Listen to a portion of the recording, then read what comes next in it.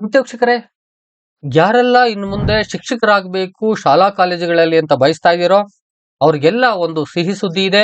ಸರ್ಕಾರ ಈ ಒಂದು ಒಳ ಮೀಸಲಾತಿಯ ಈ ಗೊಂದಲಗಳು ಮುಗಿದ ತಕ್ಷಣದಲ್ಲಿ ನಾವು ಅಧಿಸೂಚನೆಗಳನ್ನ ಮಾಡ್ತೀವಿ ಈ ಒಂದು ಹುದ್ದೆಗಳನ್ನ ಫಿಲ್ ಮಾಡ್ಲಿಕ್ಕೆ. ಅದು ಯಾವುದೇ ರಂಗದ ಹುದ್ದೆ ಆಗ್ಬೋದು, ಬರೀ ಶಿಕ್ಷಣ ರಂಗ ಅಂತೇನಿಲ್ಲ, ಯಾವುದೇ ರಂಗದ ಅಥವಾ ಯಾವುದೇ ಇಲಾಖೆಯ ಹುದ್ದೆಗಳನ್ನ ನಾವು ಅಧಿಸೂಚನೆಯನ್ನ ಹೊರಡಿಸುವುದರ ಮೂಲಕ ನಾವು ತುಂಬಿಕೊಳ್ತೀವಿ ಎಂಬುದಾಗಿ ಹೇಳಿದೆ. ಅದರ ಜೊತೆನಲ್ಲೇ ಕಾಲೇಜು ಶಿಕ್ಷಣ ಆಯುಕ್ತರ ಕಚೇರಿಯಿಂದ ಒಂದು ಸುತ್ತೋಲೆ ಹೊರಬಿದ್ದಿದೆ.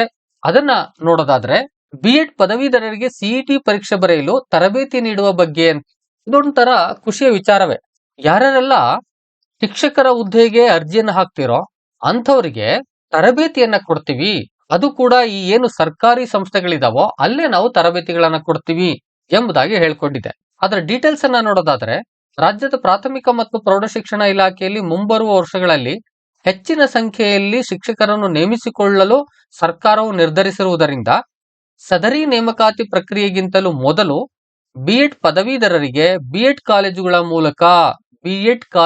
ಮೂಲಕನೇ ಇದನ್ನ ಕೊಡ್ತಾರೆ.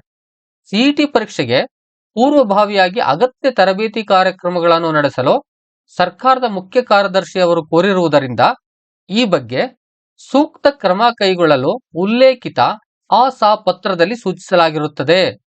ಈ ಸಂಬಂಧ ಬಿ.ಎಡ್ ಪದವೀಧರರು ಸಿಇಟಿ ಪರೀಕ್ಷೆಯಲ್ಲಿ ಉತ್ತೀರ್ಣರಾಗಲು ಅನುವಾಗುವಂತೆ ತಮ್ಮ ವ್ಯಾಪ್ತಿಯ ಅನುದಾನಿತ ಬಿ.ಎಡ್ ಪದವಿ ಕಾಲೇಜುಗಳಲ್ಲಿ, ಅನುದಾನಿತ ಅಂದ್ರೆ ಸರ್ಕಾರಕ್ಕೆ ಒಳಪಟ್ಟಂತಹ ಬಿ.ಎಡ್ ಪದವಿ ಕಾಲೇಜುಗಳಲ್ಲಿ ತರಬೇತಿ ಕಾರ್ಯಕ್ರಮವನ್ನು ತುರ್ತಾಗಿ ಹಮ್ಮಿಕೊಳ್ಳಲು ಕ್ರಮವಹಿಸುವಂತೆ ಹಾಗೂ ಸಂಬಂಧಪಟ್ಟ ಕಾಲೇಜಿನ ಪ್ರಾಂಶುಪಾಲರುಗಳಿಗೆ ಸೂಚನೆ ನೀಡಲು ಈ ಮೂಲಕ ಆದೇಶಿಸಲಾಗಿದೆ ಎಂಬುದಾಗಿ ಹೇಳ್ತಿದ್ದಾರೆ.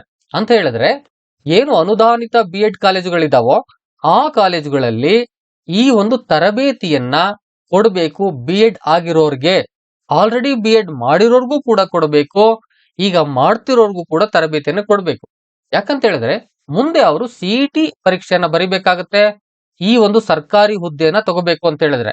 ಅದಕ್ಕಾಗಿ ಆದಷ್ಟು ಬೇಗ ಅವರು ತಯಾರಿಯನ್ನ ನಡೆಸ್ಕೊಂಡ್ರೆ ಮುಂದೆ ದೊಡ್ಡ ಮಟ್ಟದಲ್ಲಿ ಏನು ಹುದ್ದೆಗಳು ಕಾಲ್ ಮಾಡ್ತೀವೋ ಆಗ ಹೆಚ್ಚಿನ ಸಂಖ್ಯೆಯಲ್ಲಿ ಪಾಸ್ ಆಗಿ ಆ ಹುದ್ದೆಗಳನ್ನ ಫಿಲ್ ಮಾಡ್ಲಿಕ್ಕೆ ಸಾಧ್ಯ ಆಗ್ತದೆ. ಎಷ್ಟೋ ಸಂದರ್ಭದಲ್ಲಿ ಸಿಇಟಿ ನಲ್ಲಿ ಆಯಾಯ ರೋಸ್ಟರ್ಗೆ ಸಂಬಂಧಪಟ್ಟಂತೆ ಆ ಹುದ್ದೆಗಳು ಫಿಲ್ ಆಗೋದಿಲ್ಲ, ಆಗ ಬೇರೆಯವ್ರಿಗೆ ಕೊಡ್ತಾರೆ. ಈ ಒಂದು ಕಾರಣದಿಂದಾಗಿ ಬಹುತೇಕವಾಗಿ ಈ ಒಂದು ಬಿ.ಎಡ್ ಕಾಲೇಜುಗಳಲ್ಲಿ ಈ ತರಬೇತಿಯನ್ನ ಕೊಟ್ರೆ ಅಭ್ಯರ್ಥಿಗಳು ಹೆಚ್ಚಿನ ಒಂದು ತರಬೇತಿಯನ್ನ ಪಡ್ಕೊಳ್ತಾರೆ, ಜೊತೆಗೆ ಹೆಚ್ಚಿನ ಒಂದು ಅಭ್ಯಾಸ ನಡೆಯುತ್ತೆ ಅವ್ರದ್ದು, ಜೊತೆಗೆ ಪರೀಕ್ಷೆಗೆ ಹೇಗೆ ಸಿದ್ಧ ಆಗ್ಬೇಕು ಅಂತಕ್ಕಂಥದ್ದು ನೀಟಾಗಿ ಗೊತ್ತಾಗುತ್ತೆ. ಆ ಸಂದರ್ಭದಲ್ಲಿ ಅವರು ಸಿಇಟಿ ಪರೀಕ್ಷೆಯಲ್ಲಿ ಹೆಚ್ಚು ಅಂಕ ಪಡ್ಕೊಂಡು ಹುದ್ದೆಗಳನ್ನ ಅಲಂಕರಿಸೋದಕ್ಕೆ ಸಾಧ್ಯ ಆಗ್ತದೆ. ಈ ಹಿನ್ನೆಲೆಯಲ್ಲಿ ಸರ್ಕಾರ ಒಂದು ಹೊಸ ಕ್ರಮವನ್ನೇ ಕೈಗೊಳ್ತಾ ಇದೆ. ಅದು ಆಲ್ರೆಡಿ ಬಿ.ಎಡ್ ಪದವೀಧರರು ಏನಿದಾರೋ ಅವ್ರಿಗೆ ಸಿಇಟಿ ಪರೀಕ್ಷೆಯನ್ನ ಎದುರಿಸಲು ತರಬೇತಿಯನ್ನ ನೀಡಬೇಕು ಎಂಬುದಾಗಿ. ಒಟ್ಟಾರೆಯಾಗಿ ಇದು ಯಾವ್ಯಾವ ಕಾಲೇಜುಗಳಲ್ಲಿ ನಡೆಯುತ್ತೆ ಅಂತಕ್ಕಂಥದ್ದನ್ನ ನೀವು ಮೊದಲು ತಿಳ್ಕೊಳ್ಳಿ. ನಿಮ್ಮ ಸ್ಥಳೀಯ ಅನುದಾನಿತ ಬಿ.ಎಡ್ ಕಾಲೇಜುಗಳಿಗೆ ಅಂದ್ರೆ ಏಡೆಡ್ ಬಿ.ಎಡ್ ಕಾಲೇಜುಗಳಿಗೆ ಹೋಗಿ ಇದ್ರ ಬಗ್ಗೆ ಚೆಕ್ ಮಾಡ್ಕೊಳ್ಳಿ.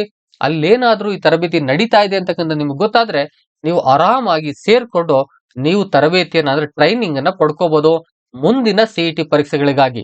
ಇದೊಂದು ಉತ್ತಮ ಕೆಲಸ ಆಗಿದೆ.